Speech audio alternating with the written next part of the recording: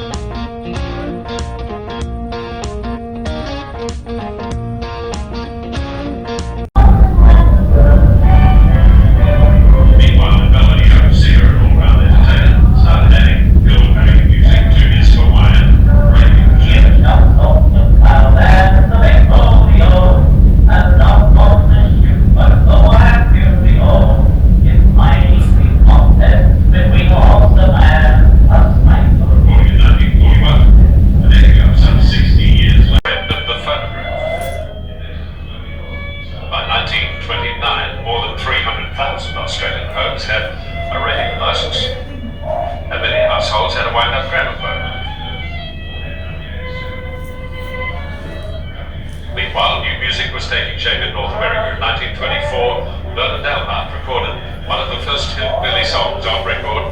It was called The Prisoner's Song.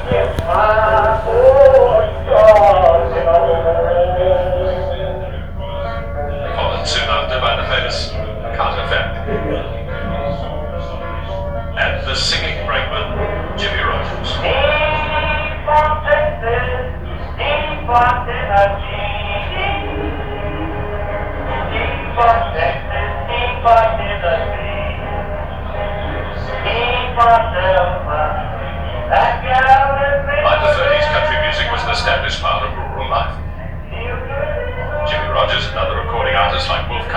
Hank Snow, Sue, and young Australian singer.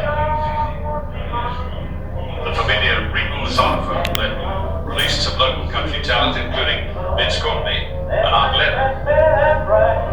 But it was New Zealand-born Robert Lane, who was Tex-born at the time MC in New South Wales. Dave Gordon Kirkpatrick turned himself into Slim Dusty and recorded the first of over 1,000 songs he would put on record during the next 55 years. He became one of our most successful and enduring entertainers, an Australian actor, writing and singing about the land that he loves. In the late 40s and 50s, country music boomed as more new stars appeared, including many artists who would be famous for decades to come. From the sublime to well-known duck-billed at Great Queensland and a hillbilly named Jack Morgan, who's as Australian as a duck-billed platypus. Boy, I love rootin', and he started his talents to fly. I tried to move quick, but with one mighty kick, he lifted me up. Country was seen in the cinema, Well, we gather round and give the mighty. played in Tamworth showgrounds, town halls, it even had its own magazine, Spurs. Country reigned on radio with Tim McNamara, Reg Lindsay and the McKean sisters in Sydney, the Trailblazers in Melbourne, Bob Fricker in Adelaide, the Harmony Trail in Shepparton and Lismore's Radio Ranch Club. The Adventures of Smokey Dawson was heard on hundreds of radio stations all over Australia and later seen on television. Circus and variety shows all had country acts too.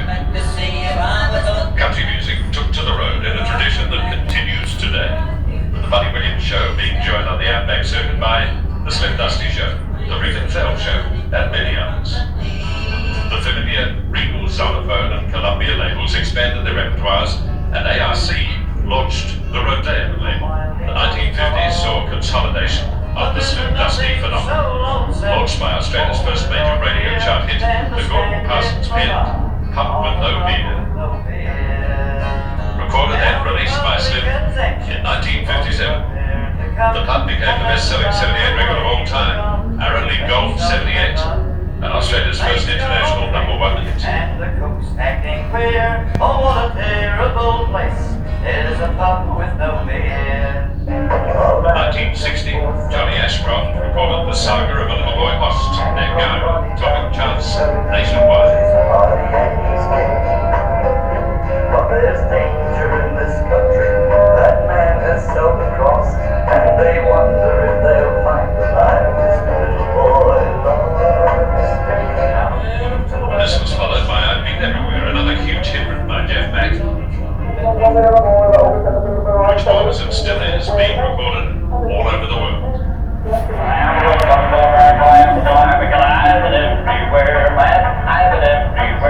1960 ushered in the microgroove long play stereo record and the ubiquitous Philips cassette, as well as new labels like RCA, Festival, W&G, and specialty labels like Hadley and CM. A new crop of performers appeared, including the Singing Kettles, Johnny Heap, John McSweeney, Terry Gordon, and many others. In the 1960s, country took to television.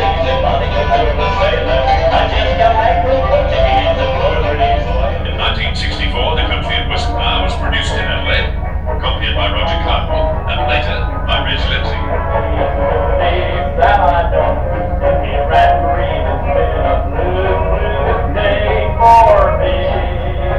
In New South Wales, registered clubs supported country music while fan clubs flourished everywhere.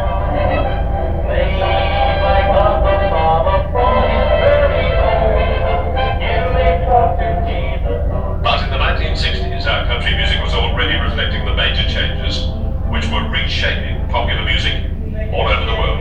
1965, country music found a new champion. John Minson started an Australian country music program, honed out on Tamworth's radio 2TM. It was an immediate success, with support from artists and fans alike, and in 1969, the people of 2TM recognised the potential and came up with the concept of Tamworth as Australia's country music capital. Well, Tamworth over the last 3 years has been terrific in country music promotion, and we felt that we'd like to finish here because we knew that we would get a terrific roll-up and meet so many people connected with country music in general.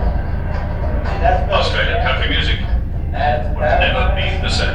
Yeah, that's Bill's Tamworth. That's paradise.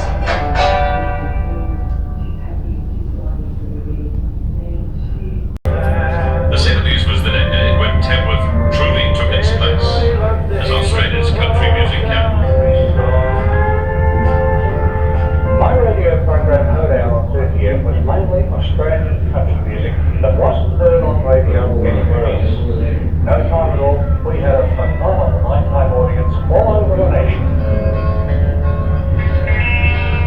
When Hoedown radio promoted stage shows,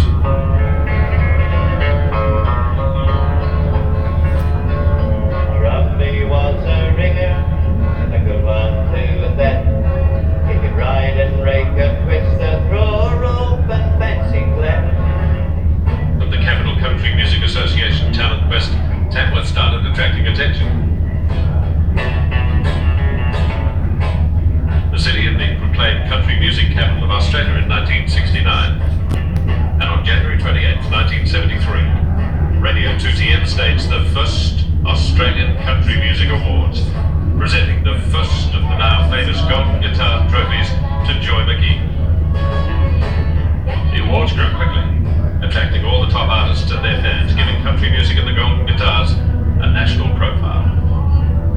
As the fans flocked to the January long weekend, 2TM started adding the Hands of Fame, the Roll of Renown, and other events around the awards. The Tamworth Country Music Festival was on its way. Well, I'm glad to see it happen, and it's a wonderful gesture. And I think those involved ought to be congratulated. Not because I'm a participant, I don't mean that, but I think it's very nice for country folks to be able to come here and see what goes on in Tamworth, the hub of country western music in Australia. Meanwhile, country music broadened its appeal. Then Nichols packed the Texas Tavern in King's Cross, entertaining Americans on R&R from Vietnam. And bluegrass music took off.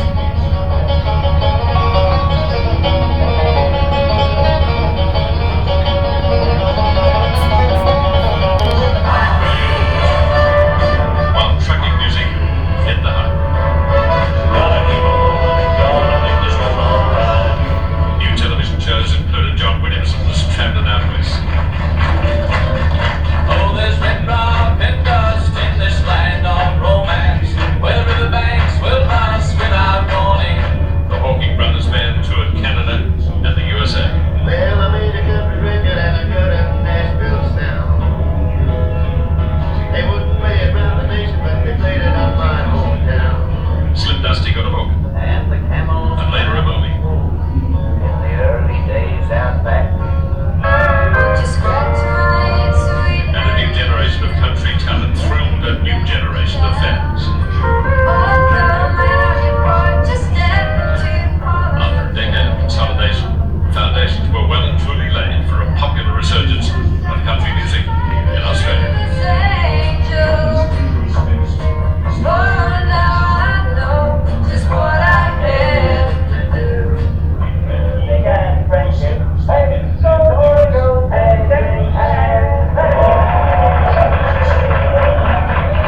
In Australia, record sales soared, and this song became an Australian classic. Is it me and you? Is it mom and dad?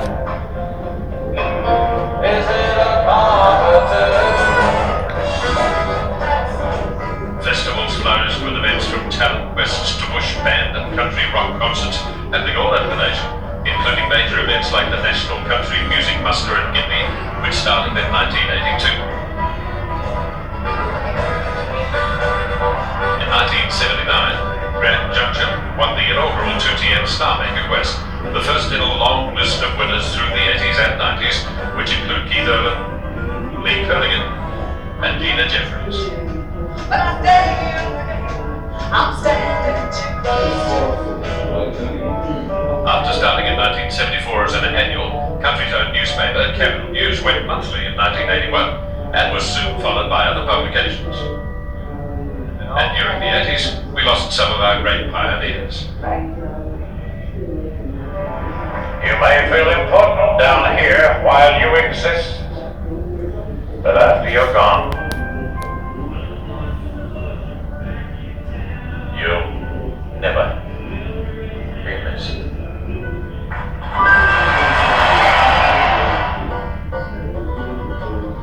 By the second half of the 80s, the compact disc was taking over from LPs and recording technology was getting better and cheaper.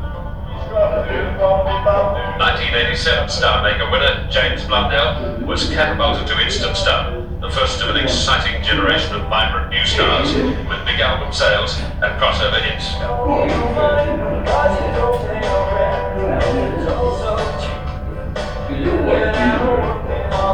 In the 90s, country's new image shifted the music into the mainstream. Lee Kerrigan burst on the scene, attracting record-breaking concert audiences. Ready on Saturday night, the willpower of the youth. With the boys from the bullshit, we're back in town. We get high with the sun goes down. More new stars, including Gina Jeffries, Colin Buchanan, Troy Casadeli, Graham Collins. They started winning golden guitars. Artists like Keith Urban and Sherry Austin made their mark in Nashville, while the established artists just kept growing in popularity. The Tamworth Festival was booming, with well over 14,000 visitors annually from all over the world by the end of the decade. In 1992, the country music industry formed its own governing body, the Country Music Association of Australia, or the CMAA. The CMAA reinvigorated the awards, launched the College of Country Music, and started a whole program of industry activity, including research, which proves millions of Australians enjoy listening to country music. Country music has had everything except a home. Awards, now one of Australia's best-known music events, have moved from the town hall to a big top, to a factory, to a club, to a school hall, and to a rodeo arena. In 1998, after 20 years of campaigning, the country music industry staged their CMAA concert of the century to celebrate the opening of the Tamworth Regional Entertainment Centre, the magnificent permanent home of Australian country music. Welcome to the new home of country music. And Slim Dusty's catalogue crept closer to its own centenary celebrations. 100 individual albums by the king of Australian country music, reaching that milestone in July in the year 2000. Looking forward, looking back.